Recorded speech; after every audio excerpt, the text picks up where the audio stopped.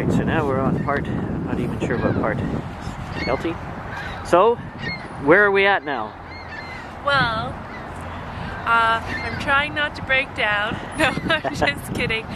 But classic beginner's error in permaculture of not following the water access structures rule and then plantings. There wasn't a really clear concept for the waterworks before we went ahead and did the pathways, and now I think what would have been the right thing to do would have been to make the pathways into a swale to distribute water throughout the garden from the catchment area, which is a little bit to the south of the garden, where water tends to flow from this parking lot that is upslope of the garden. And so strategically would have been to have done that prior to doing all this, but because I am a resolute perfectionist, I still want to go back and pull up the gravel that's in the pathways and level them out, which Kirby's saying, whoa, that's way too much work, and I'm saying, well, yeah, but in the long run, just like any permaculture design, in the long run it's going to pay off in terms of the amount of effort you're going to have to put in later on. And I've got city workers who can give me a hand. It won't just be me out here toiling away with a shovel. So we'll see. We're gonna look at our options, but right now I'm thinking that would be ideal. I think it would be if you could.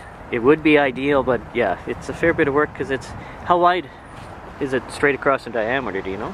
It is 52 feet. Yeah, so you're looking at a fairly big area. I can't do, that's what, a 26-foot radius. And if I could do 26 squared while I'm standing here, what, 25 squared is what, 525 times 3, 7, so yeah, that's big. Well, it's about, I forget what 52 feet converts to meters in, but I know the square meters of the garden is about 200 square meters. Yeah, okay. Including pathways. So that is fairly big. I think when you convert from square meters to square feet, it's almost a factor of 10, so it would be 1,800 square feet or something. So, really? Granted, it's not all pathway. Yeah, when you go from square meters to square feet, because a meter's 3 feet, a little over 3 feet, right? So, right. Okay. So it's almost multiplied by 10. So it's big. When you're standing here and you're walking through, you can tell it's big. Now, granted, the whole thing isn't pathway, so there's not 2,000 square feet of rocks to move. But then I was mentioning earlier, as Kjelti was in getting coffee and tea for us to help try to keep from freezing, and she was talking about wanting to widen some of these pathways too. So if you have the power to do it, I think it would. I think it's just the sheer determination.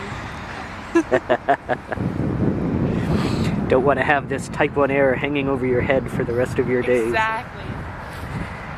So, anyway, we'll see. We're gonna stop and do some fiddling with the water levels now, I think. Or maybe go inside and warm up for a minute first and then come back and do some fiddling with the water levels. Confirm where the low points are and that sort of thing. Probably come back for one final thing about what we think can be done here before I head my way back to Saskatoon.